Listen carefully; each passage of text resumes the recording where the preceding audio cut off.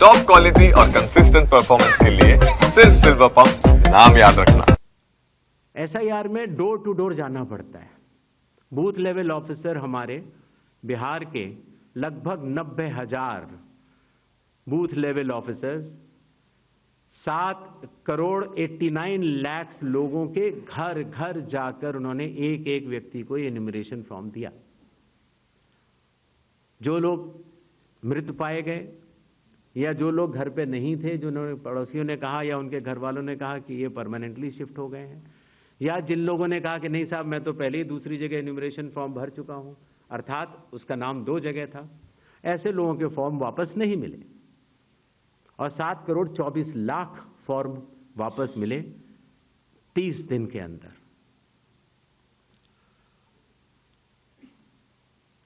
इनमें से एक सवाल यह था कि कितने नेपालीज हैं और कितने बांग्लादेशीज। पहली बात तो मैं ये स्पष्ट कर देना चाहता हूं कि भारत के संविधान के अनुसार सिर्फ भारत का नागरिक ही MLA और MP का चुनाव कर सकता है। किसी और कोई अधिकार, किसी और देश के नागरिक को यह अधिकार प्राप्त नहीं है। अगर ऐसे लोगों ने एन्यूमरेशन फॉर्म भरा है तो SIR की प्रक्रिया में अपनी पात्रता सिद्ध करने के लिए कुछ दस्तावेज भी मांगे गए, जिनकी गहन जांच 30 सितंबर तक होनी है। और ऐसे केस में जो ऐसे लोग हैं जो कि हमारे देश के नहीं हैं, गहन जांच के दौरान वो पाए जाएंगे और निश्चित तौर से उनका वोट नहीं बनेगा। जहां तक वेस्ट बंगाल के SIR की तारीख की बात है, हम तीनों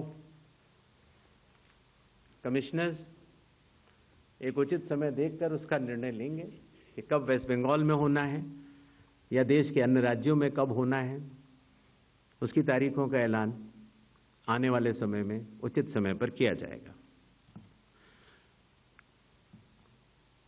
एक और सवाल था कि जब इतनी पारदर्शी प्रक्रिया है तो फिर भ्रम फैलाने वाली कोशिश पर आप कुछ लोगों से ये कह रहे हैं कि फॉर्म 7 दे दें और कुछ लोगों से कह रहे हैं कि आप शपथ पत्र दे दें। इसका जवाब ये है, लोक प्रतिनिधित्व कानून में जो सबके लिए बराबर है, मेरे लिए भी है, आपके लिए भी है और किसी भी सांसद के लिए भी है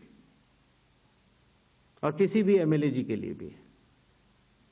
अगर आप उसी निर्वाचन क्षेत्र के निर्वाचक हैं तो आपको समय रहते शिकायत करने का पूरा मौका है। आप फॉर्म 6 भर सकते हैं, फॉर्म 7 भर सकते हैं, फॉर्म 8 भर सकते हैं। आपके राजनीतिक दल के बूथ लेवल एजेंट्स को भी ये अधिकार प्राप्त होता है कि वो एक शपथ देकर 10-10 फॉर्म भी बूथ लेवल ऑफिसर्स को दे सकते हैं, बशर्ते आप उस विधानसभा क्षेत्र के निर्वाचक हो। लेकिन अगर आप उस विधानसभा क्षेत्र के निर्वाचक नहीं हैं, उस कॉन्स्टिट्यूएंसी के आप इलेक्टर नहीं हैं, और अगर आप अपनी शिकायत को आगे बढ़ाना चाहते हैं, एक विषय होता है शिकायत करना, एक होता है उसके ऊपर भ्रम फैलाना, और एक होता है उसके ऊपर चुनाव आयोग पर आरोप लगाना। तो ग्रेडेड रिस्पांस के तहत अगर आप उस क्षेत्र के निर्वाचक नहीं हैं तो आपके पास एकमात्र कानून में विकल्प है, और वो है रजिस्ट्रेशन ऑफ इलेक्टर रूल्स, रूल संख्या 20, sub clause 3, sub clause B, जो ये कहता है कि अगर आप निर्वाचक नहीं हैं उस विधानसभा क्षेत्र के, तो आप एक विटनेस के तौर पर अपनी शिकायत दर्ज करा सकते हैं, और इलेक्टोरल रजिस्ट्रेशन ऑफिसर को आपको एक ओथ देनी होगी, और वो ओथ जिस व्यक्ति के खिलाफ आपने शिकायत की है उसके सामने एडमिनिस्टर करानी होगी।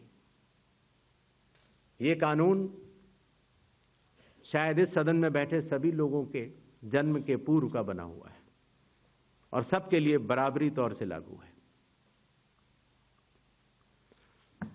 आशा है इन 5 सवालों को मैंने जवाब दे दिया होगा। आगे बढ़े। 4. I'm coming. Hi, sir. Please, I'll come to you, no problem. Hi, sir. Vrinda from Hindustan Times. Yes. So first question is that initially when the draft electoral rolls were uploaded on the website, these were machine readable and searchable as well. The size was smaller, the pictures were clearer. But soon after Rahul Gandhi's press conference, the rolls were updated and they were changed into non-machine readable, non-searchable, low quality pictures. So was that because a lot of searches were being conducted in these rolls? And secondly, why is the dual epic ID issue there in Bihar? Despite the commission saying back in May that, we have resolved it across the country. 76. Sir, मैं मुकेश कौशिक हूँ दैनिक भास्कर से। Sir, आपने देखा होगा कि Rahul Gandhi leader of opposition ने central Bengaluru की constituency के तहकीकात की और ढेर सारे आरोप लगाए। उनका कहना था कि फेक सस्पिशियस वोटर बन रहे हैं, मैनिपुलेटेड हैं, मास एडिशन हुए हैं।